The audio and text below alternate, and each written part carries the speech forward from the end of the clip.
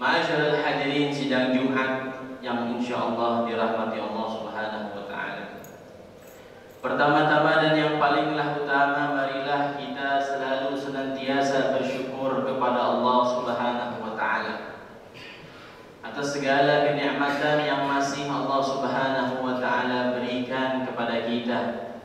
Di antaranya nikmat iman wal Islam, nikmat sehat wal afiyah, nikmat taufik wal hidayah, panjang umur, yang sehingga dengan nikmat dan izin dari Allah Subhanahu wa taala kita bisa melaksanakan kewajiban kita, yaitu ibadah salat Jumat secara berjamaah.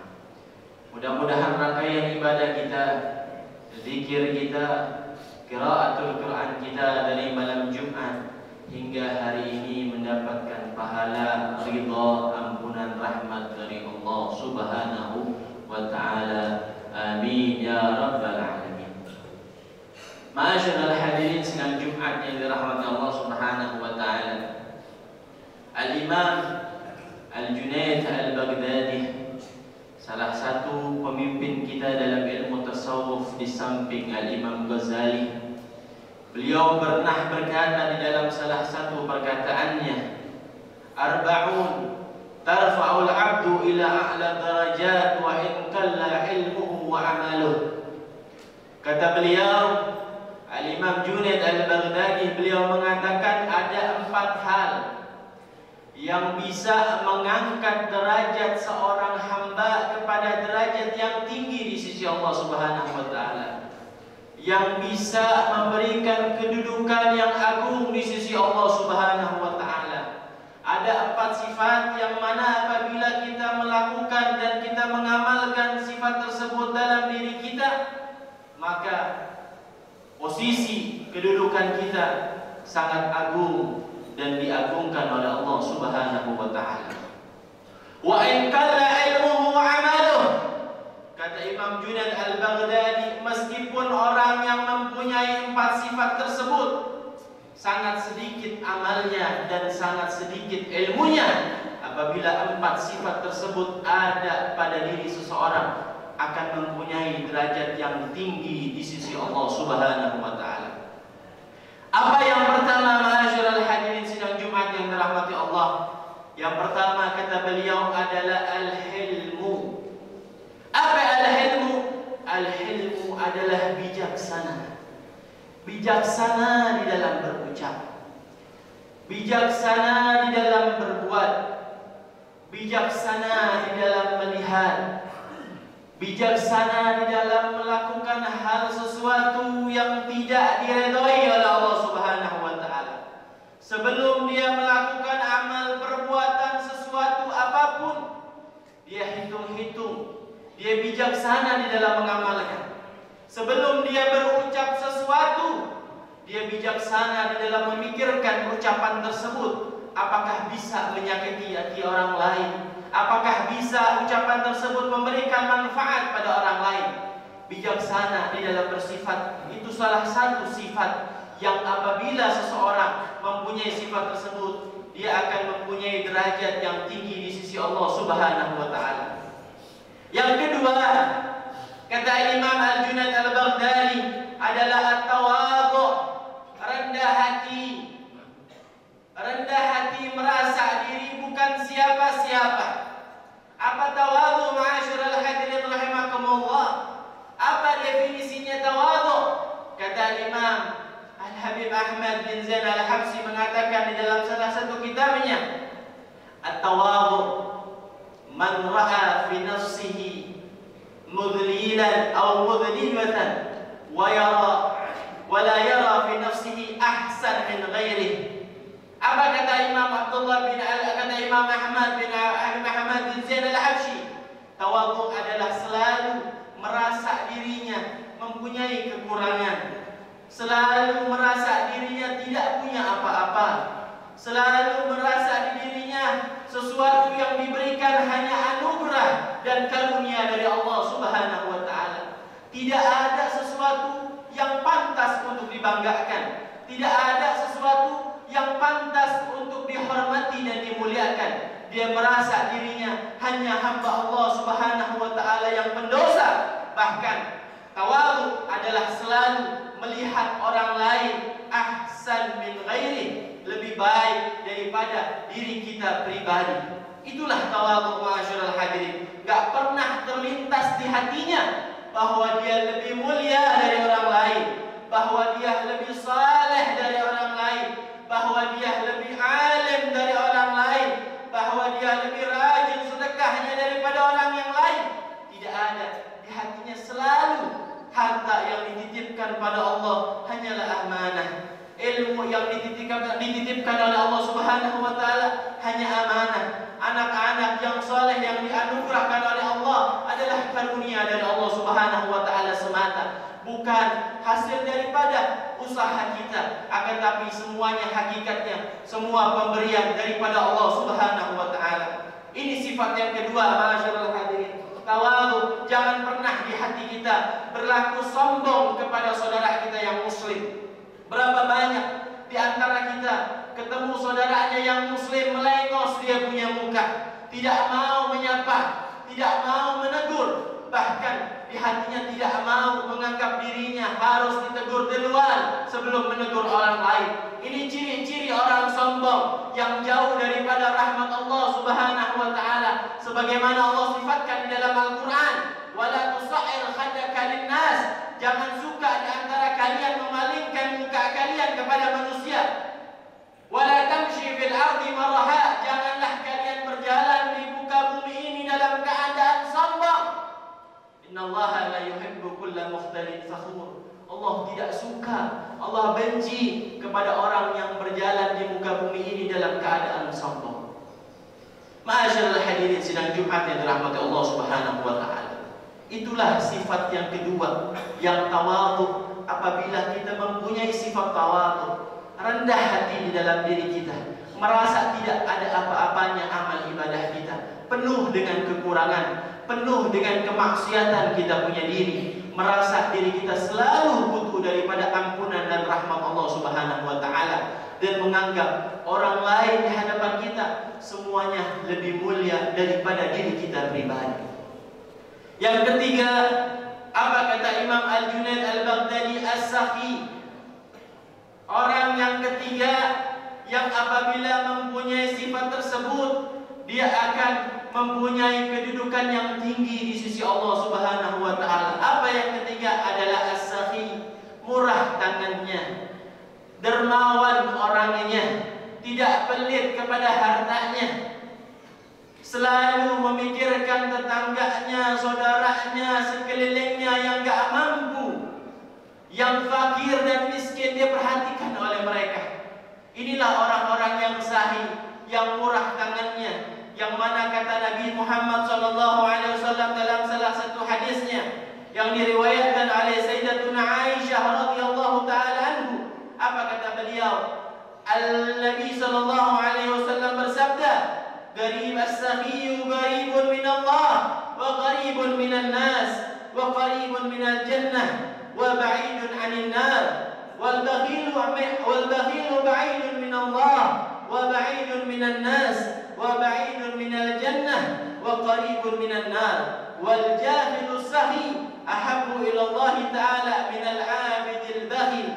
Kata Nabi Muhammad SAW, orang yang murah tangannya, orang yang dermawan hartanya, qaribun min Allah, dia dekat dengan ampunan Allah, dia dekat dengan rahmat Allah. Allah sangat dekat kepada orang-orang yang murah tangannya. Wa qaribun minan jannah, dan dia sungguh akan dekat kepada pintu surganya Allah Subhanahu wa taala, orang-orang yang dermawan kepada sesamanya. Wa qaribun wa ba'idun minan nar, dan orang yang dermawan akan dijauhkan oleh Allah Subhanahu wa taala dari api nerakanya Allah Subhanahu wa taala. Akan tetapi sebaliknya, orang yang pelit, orang yang kikir, orang yang bakhil, kata Allah, al-bakhilu ba'idun min Allah, orang yang pelit jauh dari rahmat Allah. Wa ba'idun minan nas, jauh daripada manusia. Manusia enggak suka sifatnya kepada orang yang pelit. Manusia secara tabiat wataknya benci terhadap orang yang pelit, jauh dari karena ada sifat pelit di dirinya, sifat kikir di dirinya, nggak peduli kepada saudaranya yang susah, nggak peduli kepada saudaranya yang sakit, nggak peduli kepada saudaranya yang membutuhkan bantuan.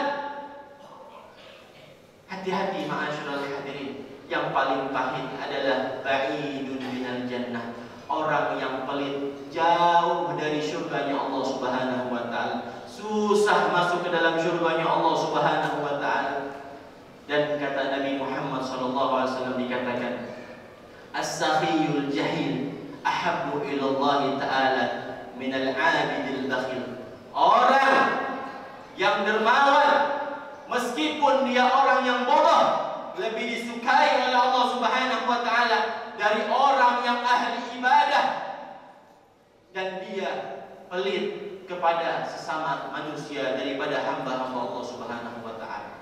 Allah lebih suka orang yang bodoh tapi dermawan dibandingkan orang yang penuh dengan ibadah tapi dia gak peduli kepada sesama, dia pelit kepada sesama, dia tutup mata akan kesusahan orang lain. Hati-hati ma'asyiral hadirin, orang tersebut jauh daripada rahmat Allah Subhanahu wa ta'ala. Dan apabila kita memiliki sifat tersebut, kita termasuk daripada kategori orang yang mempunyai kedudukan yang tinggi di sisi Allah Subhanahu wa ta'ala. Dan yang terakhir ma'asyiral hadirin, kata Imam Al-Junaid Al-Baghdadi, salah satunya adalah orang yang mempunyai akhlak yang baik, yaitu husnul khuluq.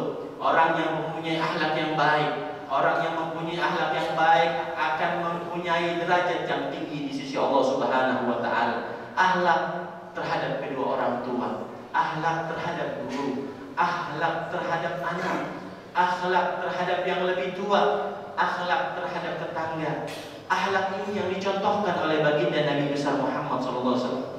Bahkan Allah Subhanahu wa ta'ala pernah berfirman dalam Al-Quran, wa qulu linnasi husna. Katakanlah sesuatu yang baik, yang tidak menyakiti saudara kita yang muslim. Diajarkan oleh Allah Subhanahu wa ta'ala untuk berakhlak di dalam berucap, berakhlak di dalam beramal. Nabi Muhammad SAW dalam riwayat adalah Nabi yang paling banyak senyumnya kepada orang lain, yang paling murah senyumnya kepada orang lain. Lihat diri kita ma'asyiral hadirin rahimakumullah, sangat pelit senyum kepada saudara kita yang muslim. Padahal senyum itu diajarkan oleh baginda Nabi besar Muhammad sallallahu alaihi wasallam. Bahkan akhlak adalah salah satu amalan yang paling banyak memasukkan orang ke dalam surganya Allah Subhanahu wa ta'ala. Sebagaimana Nabi Muhammad SAW bersabda, inna aktsaran nasi ma yudkhilul jannah taqwallah wa husnul khuluq. Orang yang paling banyak, kata Nabi Muhammad, yang masuk ke dalam surga adalah orang yang bertakwa kepada Allah dan mempunyai akhlak yang baik. Mudah-mudahan di hari Jumat ini Allah Subhanahu wa ta'ala berikan 4 sifat ini pada diri kita. Kita menjadi orang yang bijaksana, kita menjadi orang yang tawadhu, kita menjadi orang yang dermawan, dan kita dijadikan orang-orang yang berakhlakul karimah. Mudah-mudahan khutbah yang singkat ini bermanfaat. Inna ahsanal qawli wa asdaqa wa ablaghal indari wa afaqa. A'udzu billahi minasyaitonir rajim. Bismillahirrahmanirrahim. Wal 'ashri innal insana lafi khusri illa alladziina aamanu wa 'amilus salihati wa tawassaw bil haqqi wa tawassaw bis sabr. Barakallahu li wa lakum fil Qur'anil 'azim wa nafa'ani wa iyyakum bima fihi minal ayati wa dzikril hakim. Wa taqabbala minni wa minkum tilawatahu innahu huwas samii'ul 'aliim. Aqulu qawli hadza wa astaghfirullah li wa lakum wa li sa'iril muslimin wal muslimat wal mu'minin wal mu'minat fastaghfiruhu innahu huwal ghafurur rahim. Allahumma shalli ala sayyidina Muhammad. Allahumma shalli ala sayyidina Muhammad. Allahumma shalli ala sayyidina Muhammadin abdika wa rasulika nabiyyi wa alihi wa sahbihi wa barik wa sallim.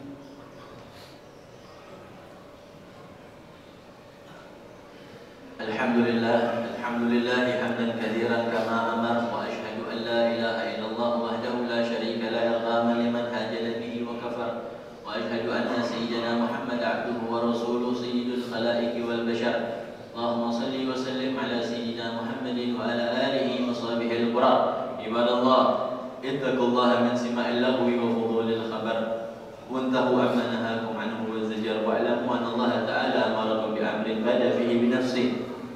وثنى بالملائكة المسبحة بالسجود وكسلت بكم أيها المؤمنون من برية الجن وإنسه وقال تعالى مخبرا وأميرا إن الله وملائكته يصلون على النبي يا أيها الذين آمنوا صلوا عليه وسلموا تسليما اللهم صل وسلم عليه وعلى آله وأصحابه أجمعين خصوصا منهم ذي العصر العريق أمير المؤمنين سيدنا أبي بكر الصديق وعلى زاهد الأواب الناطق بالصواب شهيد المحراب أمير المؤمنين سيدنا عمر بن الخطاب وعلى جميع القرآن من استحيا ملائكة الرحمن أمير المؤمنين سيدنا عثمان بن عفان وعلى أسان الله الغالب إمام المشرق والمغارب أمير المؤمنين سيدنا علي بن أبي طالب رضوان الله تعالى عليهم أجمعين اللهم اغفر للمؤمنين والمؤمنات والمسلمين والمسلمات الأحياء منهم والأموات اللهم نسألك العلم النافع اللهم نسألك فهم النبيين وحفظ المرسلين سرعة إلهام الملائكة المقربين بجاه سيد المرسلين اللهم نسألك من العقول وفرها ومن الأذهان أصفاها ومن الأخلاق أطيابها ومن الأرزاق أجزالها ومن العافية أكمالها ومن الدنيا خيرها ومن الآخرة نعيمها اللهم إنا نسألك من فجات الخير ونعوذ بك من فجات الشر رب اغفر لنا ولوالدينا وارحمهم كما ربونا صغيرا ربنا آتنا في الدنيا حسنة وفي الآخرة حسنة وقنا عذاب النار الحمد لله رب العالمين عباد الله إن الله يأمر بالعدل والإحسان وإيتاء ذي القربى وينهى عن الفحشاء والمنكر والبغي يعظكم لعلكم تذكرون فاذكروا الله يذكركم واشكروه على نعمه يزدكم ولذكر الله أكبر